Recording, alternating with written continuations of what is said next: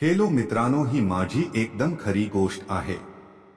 मी खूप गोष्टी वाचल्या आहेत आणि आज काहीतरी जाऊन माझे मन झाले आहे की मी पण माझी एक गोष्ट तुम्हाला सांगावी। माझे नाव सोहम आहे आणि माझे वय 22 वर्षे आहे। मी मुंबई मध्ये राहतो आहे। माझी उंची 5 फूट 9 इंच आहे।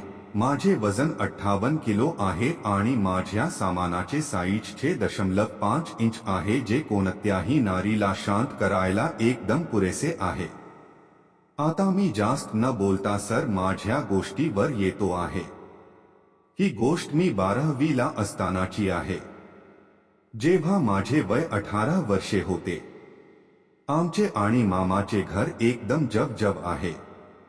माझ्या मामाने दुसरे लग्न केले होते।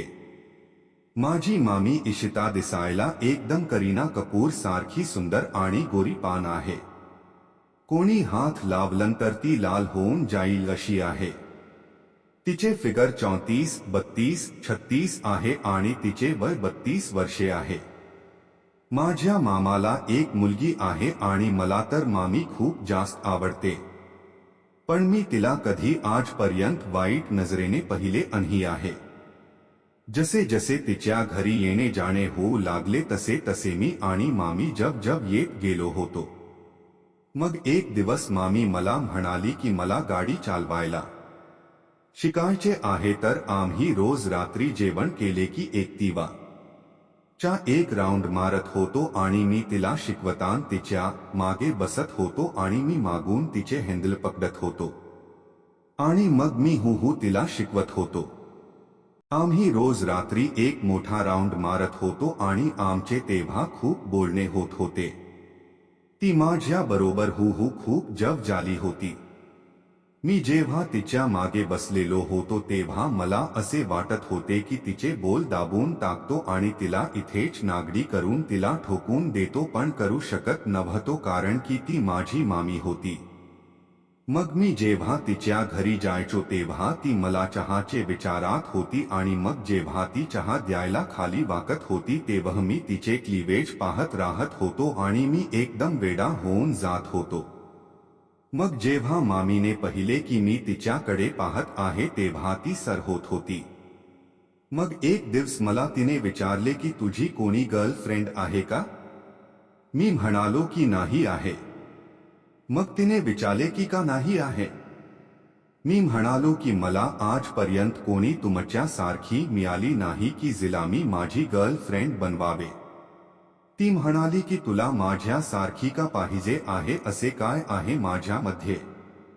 मग मी म्हणालो की तुम्ही खूप सुंदर आहे आणि तुमचे फिगर पण एक नंबर आहे। मग ती म्हणाली की अजून काय पसंत आहे? तर मी म्हणालो की अजून काही पहिले नाही आहे, तर मी तुला कसे काय सांगू। असे आमचे रोज बोलणे होत होते आणि आमचे गाडी शिकायचे एक राऊंड पण चालू होते। एक दिवस आम्ही गाडी शिकत होतो आणि तेव्हा मामाचा फोन आला। ते म्हणाले की मी कामासाठी बाहेर जातो आहे, तर तू आज घरी झोपून जा तुझ्या मामी बरोबर। तर मी म्हणालो की तुम्ही माझ्या घरी पण हे सांगून टाका। तर ते म्हणाले की ठीक आहे, मी सांगतो आहे। मग जेव्हा आम्ही घरी पोचलो तेव्हा मामा बाहेर जात होते आणि त्याची मुलगी आतमध्ये झोपली होती। मामा गेले आणि मग मी माझा टीव्ही चालू केला आणि मग ती मला दूध द्यायला आली। मग ती माझ्याकडे येऊन बसली होती। मग ती काही वेळाने झोपायला गेली होती आणि मग मी पण हॉलमध्ये झोपलो होतो, पण मला झोप लागत नव्हती। मग मामी पण आली आणि म्हणाली की तुला झोप नाही येत आहे का? मी म्हणालो की नाही येत। मामी म्हणाली की तू चल माझ्या बरोबर माझ्या रूम मध्ये। मी म्हणालो की ठीक आहे। मग मी मामी आणि त्याची मुलगी झोपले होते। मग त्याची मुलगी मध्ये झोपली होती आणि मग माझ्या डोक्यामध्ये येत होते की मी कसे मामीला जगू। मग मी काही वेळाने तिच्या पोटावर हात ठेवला आणि तिच्याकडून काही रिस्पॉन्स मिळाला नाही आणि मग मी तिच्या बोलवर हात ठेवला आणि काय सांगू की किती मस्त आणि सॉफ्ट बुक्स आहेत तिचे। मन करत होते की कपडे फाडून टाकू आणि तिला ठोकून देऊ। काही वेळाने तिची मुलगी उठली आणि रडू लागली होती आणि मग मी झोपायची ऍक्टिंग करू लागलो होतो. मग मी दुसऱ्या दिवशी उठलो आणि सर घरी गेलो होतो. मग रात्री मी मामा आणि मामी आणि तिची मुलगी सर बाहेर फिरायला गेलो होतो. तेव्हा मामा म्हणाले की मी आज पण बाहेर चाललो आहे तर तू आज पण मामी बरोबर झोपून जा. मी म्हणाले की आज तर मला खरेच संधी मिळाली आहे. मग त्यांनी आम्हाला घरी ड्रॉप केले आणि मग मी मामी आणि त्याची मुलगी आम्ही सर्व घरी आलो होतो. मग मामीने तिच्या मुलीला झोपवले आणि मग ती काही वेळाने उठली आणि रडू लागली तर तिने उठून तिला दुसऱ्या बाजूला झोपवले. मग मी आणि मामी जब झोपलो होतो. काही वेळाने मामी म्हणाली झोपलास का? मी म्हणालो नाही. तर ती बोलली की काही तुझ्या विषयी सांग ना, तुझी कोणी गर्लफ्रेंड आहे का नाही? मी म्हणालो की तुम्ही हा प्रश्न मला एक वेळ विचारला आहे. तर ती म्हणाली की पुन्हा एक वेळा सांग ना. मी म्हणालो नाही. तर तिने विचारले तू कधी सेक्स पण केले नाहीस? मी म्हणालो काय मामी तुम्ही हे काय बोलत आहात? मी विचारले की तू सेक्स केलेस की नाहीस? तुला करायचे आहे का? मी विचारले कोणाबरोबर? मामी म्हणाली माझ्या बरोबर. मी म्हणालो नाही, मी तुमच्या बरोबर कसे करू शकतो? तर ती म्हणाली का करू शकत नाहीस? तू कितीतरी वेळा माझ्या बॉलकडे खूप पाहत असतोस ना? तेव्हा तुझ्या मनात सेक्स करायची इच्छा झाली नव्हती का?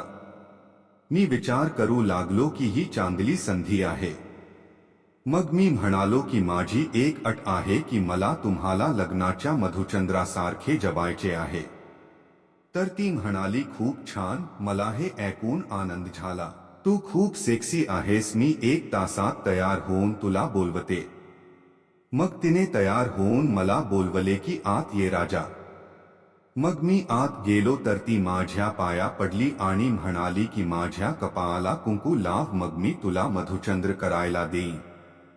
मग मी म्हणालो ठीक आहे आणि मी तिला कुंकू लावले आणि तिला बेडवर झोपवले. मी म्हणालो मामी तुमची पुच्ची इतकी खोल कशी झाली?